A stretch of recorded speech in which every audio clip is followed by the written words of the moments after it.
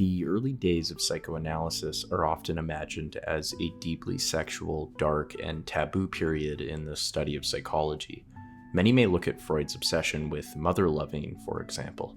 However, one character remains fairly unknown despite the fact that he is very likely the freakiest psychoanalyst in the history of the field, Wilhelm Reich.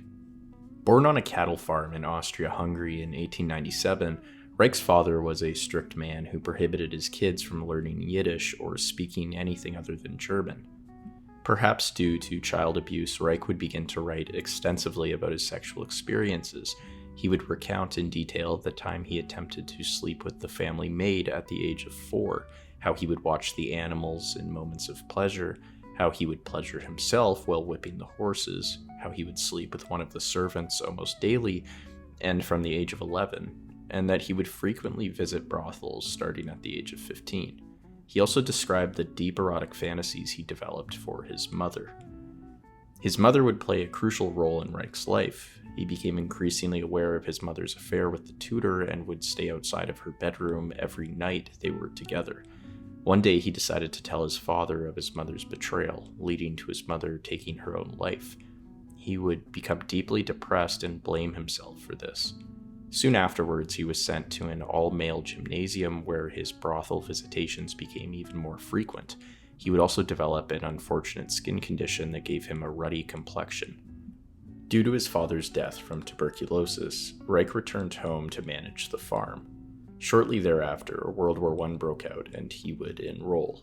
Then he studied medicine at the University of Vienna, living off of oats and dried fruit and developing an unrequited crush on the woman who was helping him dissect cadavers. In 1919, Reich's life would change when he met with and greatly impressed Sigmund Freud, to the point in which he was accepted as a guest member of the Vienna Psychoanalytic Association. He worked on the same street as Freud and immersed himself in the world of psychoanalysis. At the time, Reich was perplexed by the gap between a reductionist and vitalist way of thinking. He soon developed the concept of character armor, repetitive patterns of behavior that serve as defense mechanisms and are used to gain control of a hostile environment in some sense. This theory was greatly elaborated in his first book, The Impulsive Character, a study of antisocial personalities that he had encountered while working with different patients. His book would greatly impress Freud and elevate his status to the executive committee of the Vienna Psychoanalytic Society. This was not without controversy. Reich's analyst Paul Federn warned that Reich was a psychopath, and rumors had spread that Reich's practice was unconventional, if not downright unethical. He had began an affair with his first patient, Laura Kahn, who would die shortly after meeting Reich. The mother was convinced that Kahn's death was due to a botched abortion performed on her daughter by Reich. The mother would take her life, and Reich would forever blame himself for the entire incident. Notably, the biographer Christopher Turner estimates that Reich had at least 4 partners who had abortions, all at his suggestion. Nonetheless, Reich had reached professionally great heights and soon embraced his natural interest in sexuality.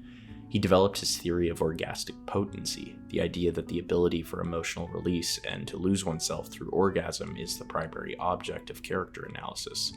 As he wrote, it is not to embrace in itself, not the intercourse. It is the real emotional experience of the loss of your ego, of your whole spiritual self. Inversely, orgastic impotence was a sign of neurosis, as the patient could never discharge built-up libido for fear of sexual excitation.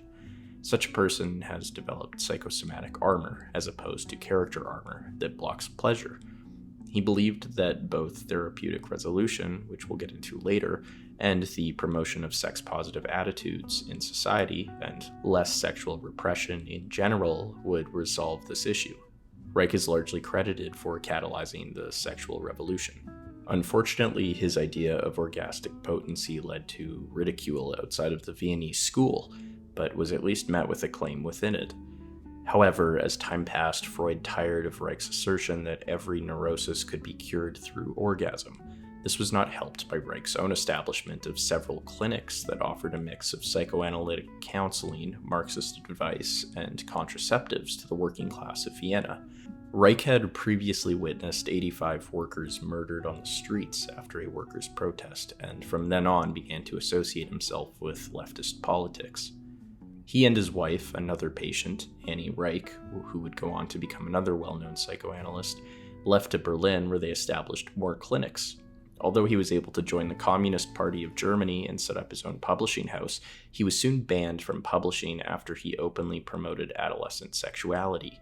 After several affairs, he also ended his marriage and fled to Denmark with his new love interest, Elsa Lindenberg. There he was also banned from the Communist Party and psychoanalytic circles for promoting teenage sexuality. He then moved to Sweden, where he established a brothel in his hotel room, using Lindenberg as a prostitute. After he was kicked out of Sweden, he returned to Denmark to practice Vegetotherapy, based upon his idea that the analyst should help alleviate the patient's body armor. This form of therapy was an attempt to reach some sort of emotional release through stimulation. The patient would remove all of their clothes, lie down, breathe deeply, and allow for the stimulation of their body. This may result in screaming and vomiting, but should overall lead to natural breathing as evidence of recovery. This practice allowed the patient to see their analyst as human and removed the neutrality of the situation, according to Reich. Many began to view Reich as ill-fitted to practice and asked for his resignation from the International Psychoanalytical Association. This was seemingly ineffective in dissuading Reich, as he would move to Norway to study whether the libido was electrical or chemical. From this, he developed an orgasm formula that viewed the orgasm in terms of bioelectric and mechanical relaxation. This idea of a life energy captivated Reich. He began to conduct experiments in which he added potassium and gelatin to heated protozoa. This would produce the effect of bright glowing blue vesicles that he called bions. He concluded that bions were evidence of something between life and non-life, despite many of those in the scientific community of Oslo suggesting that Reich had no idea what he was talking about. Reich would have several more affairs, divorce Lindenberg, and leave to the US, where he would spend his days injecting cancerous mice with bions. He would also meet another one of his soon-to-be wives, Ilse Ollendorf, although he grew more isolated during this period. In 1939, Reich declared that he had discovered a cosmic energy that may have been an extension of the Freudian notion of libido. He called this Orgone energy, the energy of life itself, that he could see when using an organoscope on the night sky. He developed Orgone accumulators that he hoped would cure cancer and schizophrenia, and began using them despite the fact that he was practicing without a license. Somehow, he was able to convince Albert Einstein to visit him, and they talked for 5 hours about this biologically effective energy that Reich believed could be used as a weapon against fascism. Einstein was gifted an Orgone accumulator and experimented with it for over 10 days. Unimpressed by his results, Reich responded with a 25-page letter trying to change his mind. Einstein would never write back to Reich. Then, after the FBI had raided Reich's home, they found Hitler's Mein Kampf, Trotsky's My Life, and several other communist books, and then promptly arrested him. After his release, Reich purchased 280 acres of land he hoped to establish as a center for studying Orgone with some of his supporters. Word of his cultish behavior grew, and the New Republic published The Strange Case of Wilhelm Reich, authored by Mildred Brady. This spotlight encouraged the FDA to look into Reich's health claims and found that much of his practices appeared to be some sort of fraud mixed with sexual exploitation.